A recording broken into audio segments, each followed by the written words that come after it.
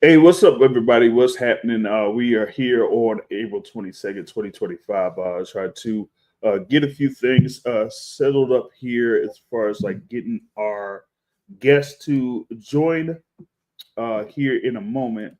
As you see, if he'll be able to catch up with us here for a little bit to talk about news that's going on over on his side. As we got a number of things that's happening in the sport of boxing and stuff like that. So definitely wanted to catch up with the coach here on this because at least for me, we got this going on, and then I should be scheduled for another conversation with another trader here in just what about under an hour or so.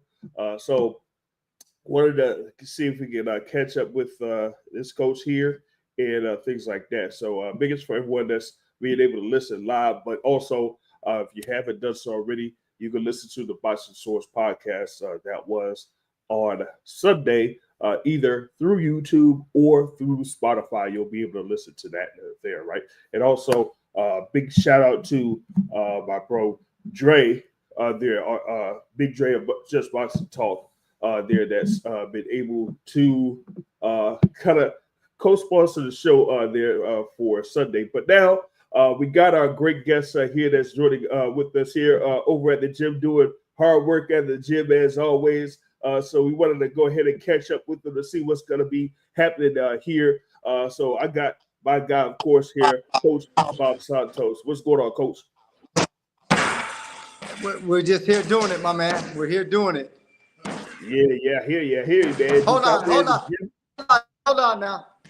Hold on now. Candyman. We have to have you on the big man. We'll have you shadow boxing right now. Hey, John Candyman. Candyman. We're going to have you a little shadow boxing. That's my man. Yeah, Floyd Mayweather, one of the best. Floyd loves that man. And we got Benny Bucket, the coach back there. You got to do some shadow boxing right now. Shadow boxing for a second. We got to keep the sound down. Here we go. Let's get. Nah, that's my guy there, John Easter. Of course, I was out there for his fight that was in Las Vegas earlier this year. So definitely a big ups to him. Bad man. You know what I mean? So we looking for more for Candyman there. Of course, after catch up with them on February 1st. Oh, all day, every day. Yep, exactly. So we got all a number day, of things here to do things as far as like what's going on with Coach Bob Santos and everything like that. Of course, you had some work that was out there in Orlando last weekend there as you had Lenier Pero going up against the Trailers Webster, and he was able to get a unanimous decision win there at the Kareem Royale Resort there. So talk about his performance there against the Trailers Webster, and see about getting him back active in the ring soon. Well, what was interesting about that is the backstory is he was supposed to fight Lenier's his brother Lenier Pero. So we had that fight signed about 2.5 months ago, and he stepped up, and I give him credit to take the challenge because everybody didn't want to fight Lenier Pero. He stepped up, he accepted the challenge. That being said, when Lenier kind of got situated with his contract disputes, got in with Eddie Hearn, they basically were like, hey, let's try to switch the fights out and get him a fight. He hasn't fought in a 1.5 years. And so I give Lenier a tremendous amount of credit because we had less than 4 weeks to get ready for that fight after a 1.5 years off, on top of the fact that's his first 10-rounder that he went 10 rounds. And like I said, on top of the fact that Webster, credit to him, but he already had the fight lined up with his brother 2.5 months ready. So I'm sure he had 2.5 months to get ready, and we had about 3.5 weeks. And we the reality of it is we won virtually every single round unanimously. So that speaks volumes to him after being off a 1.5 years. Yeah, yep, for sure. And in our last conversation, you were preparing him there for the particular fight, and he was getting in work with a few heavyweights out there in the Las Vegas area. You know what I mean? And that kind of like had him amped up to get this bout here. That was at Orlando, and he passed with flying colors on that. Now 100%, and then now we're going to have Lenier Pero getting ready for May 9th, we got a lot of guys. We got Mario Barrios getting back in the gym. We're seeing how that's going to play out. And obviously, we got John the Candyman Easter. He's at it right now and working with Benny Buckets, my assistant coach. And so we got a lot of great things coming up with a lot of great fighters. We got Isaac Lucero. When you watch him fight, he's going to be May 31st on Amazon Prime. We just signed a big lucrative deal with Samson. And, I mean, it's unbelievable. It's uncanny. He looks exactly like Canelo. They must have the same father from a different or something. It's just unbelievable, right? So we got him going, and we got Sebastian Juarez going to be on MVP with Stars of Tomorrow with Jake Paul. That's going to be launching, I think, June 7th. So we've got a lot of talented guys in and around coming up, and we're excited about that. And I'd be remiss if I didn't mention Luis Nunez. He should be in a big fight here, either with the Turk or on Amazon Prime, maybe on the undercard of Gervonta Davis. So we got our hands full with a lot of great upcoming fights with a lot of great fighters, obviously. Yeah, gotcha. You pretty much like beat my guy Book Williams here, L Dub in the chat, because he was asking about Luis Nunez there. So definitely there. You got that done it out of the way.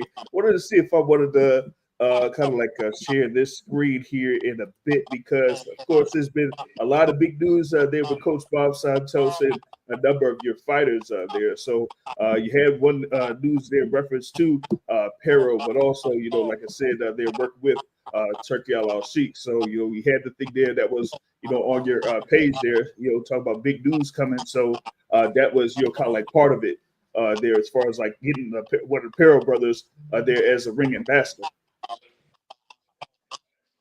Yeah, I mean, it was obviously it's great for boxing. It's great that somebody is that passionate about boxing like Turkey is, and getting a lot of these promoters to work together. Golden Boy, Top Rank, PBC.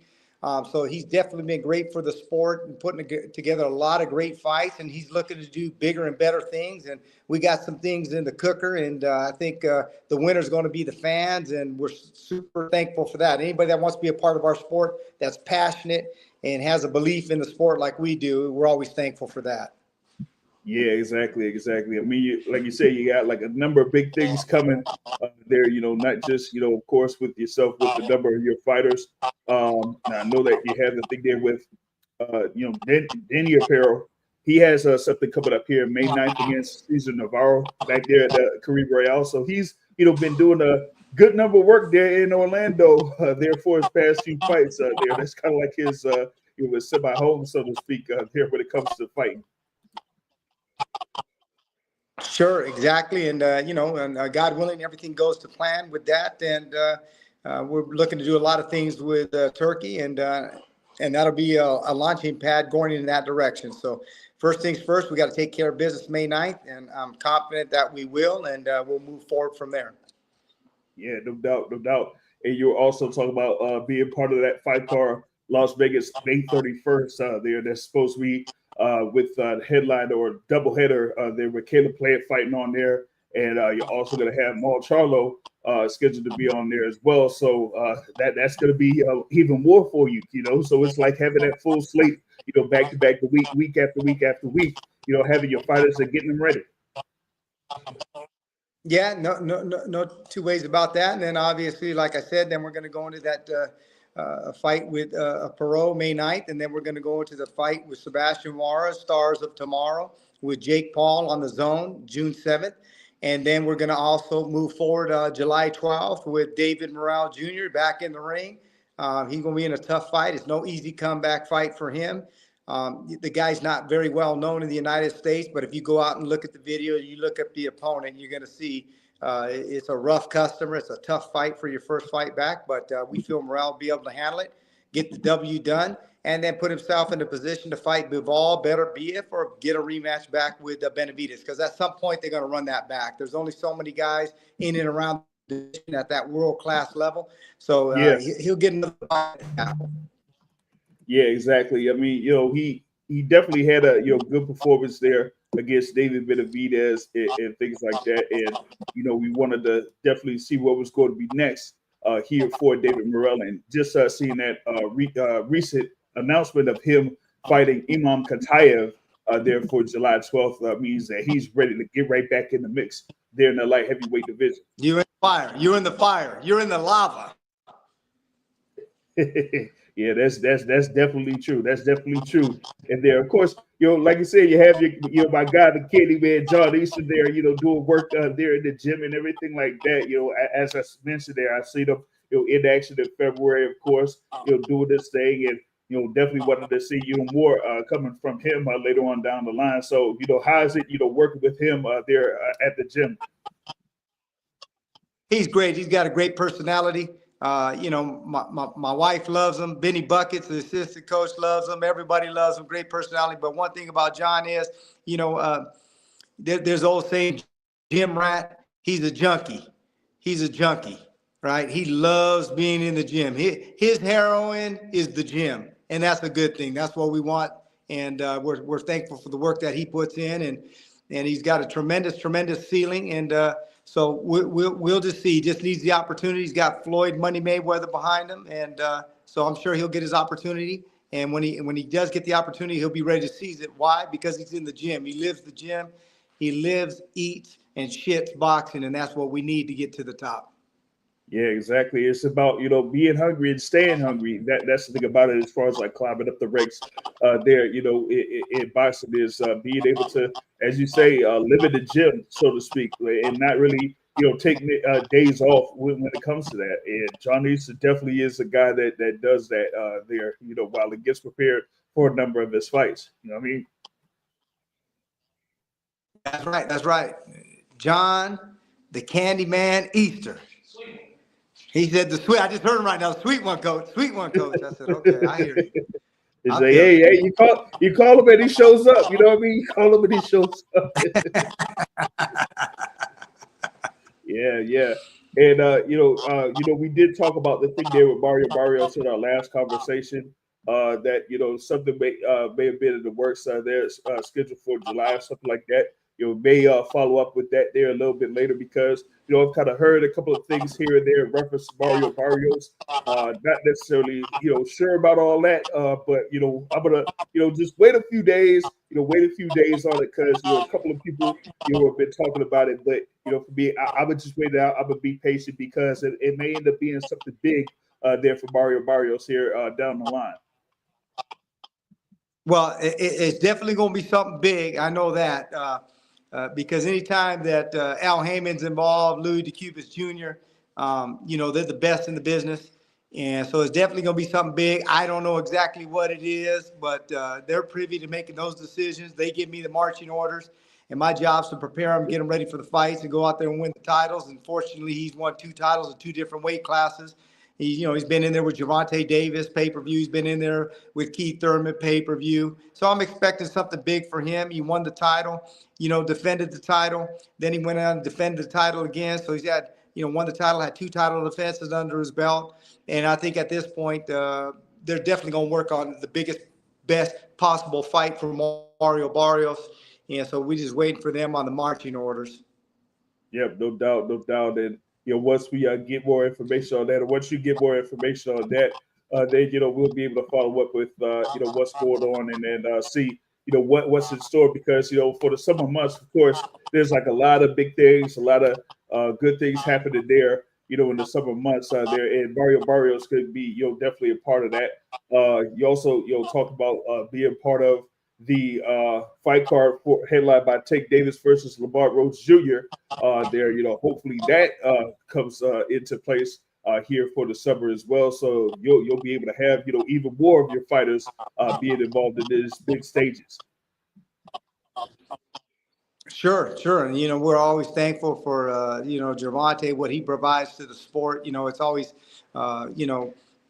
bigger than just boxing when he gets in the ring. It's a spectacle. It's great for the sport of boxing, and he takes it to another level, and he puts butts in the seats. And so we're always thankful for Gervonta Davis. Like I always used to tell Floyd Mayweather, I said, I'm thankful for the Mayweathers. I'm thankful for the Mayweathers. They changed my entire family's life. A lot of times people don't realize sometimes, unfortunately in life, you can't always win, but sometimes even if you lose, you can win. And that was the case with Floyd Mayweather and what he did for my family. Of course, I would have loved to get the W, but it is what it is. We fought absolutely one of the best that there's ever been, and we came up short and did the best we could. But even in that, It was one of the greatest wins in my career for what it did for me. It showed what we could do at that level. Financially, obviously, setting your family up and being able to take care of your loved ones. So a lot of times, like I tell people, when you love a fighter, you hate a fighter, whatever it is, but as boxing fans and just Yeah. people in general, always give respect where respect is due, whether you like them or you don't like them. Like I said, there's people that like my coaching style, people that don't like my coaching style, people that like my fighters, don't like my fighters. I'm thankful for everybody that's involved in this sport. But always give respect where respect is due, because without guys like Floyd Mayweather and what they do, the opportunities that you get, even if you fight him and you lose, every fight he keeps getting, it just keeps getting bigger, bigger, and bigger. And that means it's another opportunity for another fighter to change his entire family. So be thankful for those guys. Yeah, no doubt, no doubt. I mean, he's been one of those guys that kind of puts boxing in a different light, so to speak, because it gives them like that high profile viewership or things like that, so that people from Yeah, all you around got the to give world and all Gervonta around Davis America. credit for that. Yeah. And Yeah, I'll tell you another thing. A lot of people don't realize this, though, too. A lot of times it's easier for the guy who's a world champion that's not a household name. Because when you're Gervonta Davis or you're, Floyd Mayweather, you're under the microscope. And it's much more difficult to perform like that. People say, well, what is it? There's a lot of things that entail with that. It's not just the fight itself. It's the pressures, the burdens. They got to sell the fight. The pressure's really on them. They got to be the ones that do 1,000 interviews. They're the ones that yeah, go into a restaurant. They're trying to sit down and have, dinner with their wife, and 1,000 people are coming at them 1,000 different directions. So for them to perform at the level that they do, give them a hell of a lot of credit and respect. It's much more difficult being in their position than trying to get to their position. yeah. I mean, the thing is, you have to schedule a lot of things, schedule things out as far as like you mentioned, the interviews or the workouts and all that People type of have no stuff. idea. They have And, no idea. They have and no idea. like you said, like arranging for going out to dinner or like a function or anything like that. Like it's crazy for a lot of It's those fighters. 24/7. It's 24/7. Even within Yep. their own families. You know what I mean? Hey, we all got family members, and we have family members. Some do better than others. Some are in struggles, and a lot of things that go behind the scenes that people don't see, that are demands on your time. And when you're that successful, even within your own family, you there's a lot of problems, because that's the way life is. It's human nature. Not everybody's the same. Not everybody's in the same situation, and so the demands on your time and the things that happen, the way people perceive you sometimes, and it's a lot of pressure. Oh yeah. Oh yeah, no doubt. And the thing about it is to kind of like have that pressure, leading into a fight. It's just that some fighters are able to, handle all that, and some, may not be able to because of all of the stuff that it takes out of them. You know what I mean? Because like you said, they got to Sure. perform at a high level every single time because they're the top fighter. So it's like you said, a Tank Davis or Floyd Mayweather or like a Canelo Alvarez or something like that. You know what I mean? So it does take a lot for a number of those fighters to perform at a high level at that particular juncture, being at the top. Yeah, yeah. For them, it's not just enough to win. If they won, it's like, yeah, but he didn't do this, and it wasn't this, and he still won the fight 8 rounds to 4. Yeah, but it wasn't 12 rounds to zip, but he didn't get a knockout. So for those Word. guys, man, they can never do enough. So and it's because we set them at a high standard. Yes, they get compensated for that. And they get compensated well, and that's part of the territory. And I guess that's what separates the men from the boys, and the Mayweathers and the Canelos and the Gervonta Davises from the Bob Santoses. Right? They're at a whole nother level. We couldn't be at that level. We just aspire to get there. Yeah, exactly. It's just a personal job to try to get there and do the best, the very best, and get to the top there. Like you said, with the number of your fighters. Got a couple of things here. Wanted to catch up with you, and of course with Steve. What would be next for Elijah Garcia? If there's anything with him, of course, we had his there earlier this year. When he had that close decision there. So, is there like anything more coming for Elijah Garcia here down the line? Hopefully, it's going to be sooner rather than later. From my understanding, he's supposed to be back in the ring in July. That's the marching orders that I got from Louis DeCubis and Al Heyman. They're looking for a spot for him somewhere in July, and so that's what we're looking to do. And maybe in the next 2 weeks or so here, he'll be back in Las Vegas, back in camp, and ripping and roaring and getting ready for the next one. Cool. You know, we got to get him like right back in the mix after the fight that he had there against Terrell Gausha. And get him to compete there in the middleweight division, because the middleweight division does have a lot that's going on there, with that happening. You know what I mean? You had Carlos Adames with his close bout there against Hamza Shiraz, and now we might see even more with Carlos Adames there as a WBC champion. And we also got to see what's up with Arizona Lara. He might have and Janabek, yeah, Janabek, yeah. So definitely there, being at the top of the middleweight division, you want to get Elijah Garcia in the mix there as soon as possible. There, you know what I mean? And also, sooner rather than later, we get 21-year-old. You got to get that experience. Yeah, exactly. That's the thing about it. And catching up on a couple of things there, like with fights that happened there. One, happened a couple of weekends ago, pretty much like last weekend. There in the welterweight division. Of course, you got Mario Barrios there as the WBC champion, but we now have a new unified champion in Gerard Boots Ennis there, and he had that performance against Iamada Stadios in Atlantic City. I know that you picked Barrios there for the win, but what did you see from his performance there in Atlantic City? Well, it was an electrifying performance. Give him all the credit in the world. Boots is a tremendous fighter.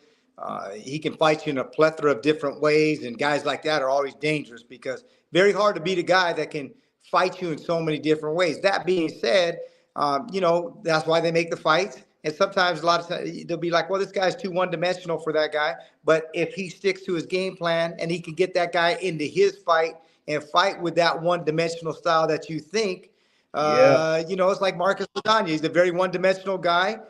Yes, but he was able to beat Adrian Broner, who could do everything. Adrian Broner could fight on the inside, the mid-range, long range, and he obviously could fight you in multiple of different ways than Madanya ever could. Madanya is a one-dimensional guy, but on certain given nights, sometimes that guy can get the job done. But against guys like Adrian Broner in his prime, against guys like Boots, very difficult because they can do so many different things, and you got to take your hat off to him. He's a great fighter.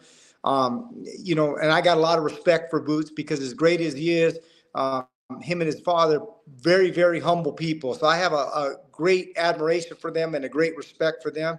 And the sky's the limit for him. But obviously that's why they make the fights. And if we were ever to have to fight him, we got to leave no stone unturned to go in there for that fight. And like I said, that's why they make the fights that you never think, well, this guy could never beat that guy, and he does. Or whatever the case may be. But anybody who's going to beat Boots Ennis, they're going to have the fight of their life. No two ways about it. And he might have to be a little bit off that night because he is that good. But we'll see how it plays out. But one thing about Barrios, he's never turned down, duck, dodge nobody. And so we'll let the powers that be make the decisions that they do. The old saying is, right, let the promoters promote, the managers manage, the fighters fight, and the coaches coach. Yep, exactly. Yeah, the thing there with Barrios is we're going to see if there's going to be a little bit more news out there with him later on down the line. And like you said, you're pretty much going to get your marching orders there from Al Heyman and Louis DeCubis Jr. And, once that's done, then we'll have Barrios in the camp and getting ready to go there. So you definitely want to see more with that. And just seeing there's like any more news out there for Coach Bob Santos and anything else happening here pretty soon? No, I think we pretty much covered it. To thank the good Lord and Savior Jesus Christ. We had a great Easter with the family. I hope all the boxing fans had a great Easter and enjoyed their time with their family. And we're always thankful to be with you.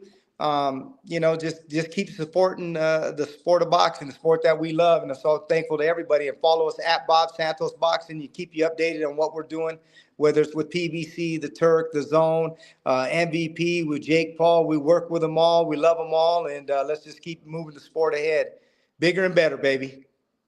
Oh, yeah, no doubt. Of course, bigger and better there with Coach Bob Santos. And y'all heard him.